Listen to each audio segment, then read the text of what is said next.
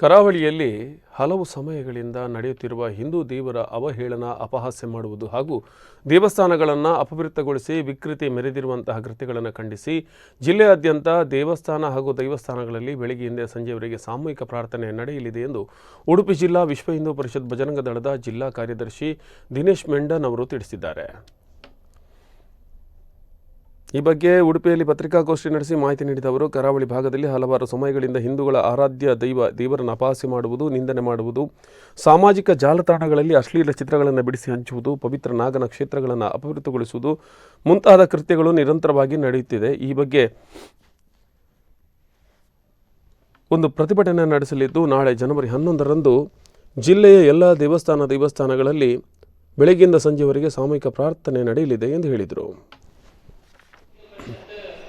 ಈಗಾಗಲೇ ಕಾನೂನಾತ್ಮಕ ಹೋರಾಟವನ್ನು ಅಲ್ಲಿಯ ನಮ್ಮ ಪ್ರಮುಖರು ಕೈಗೊಂಡಿದ್ದಾರೆ.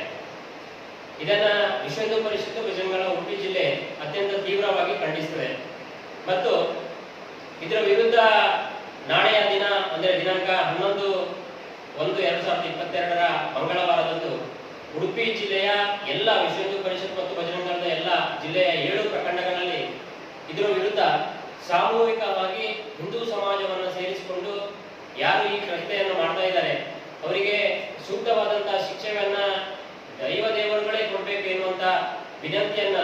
ಹಿಂದೂ ಸಮಾಜ ಒಟ್ಟಾಗಿ ಮಾಡುವಂತಹ ಕಾರ್ಯವನ್ನು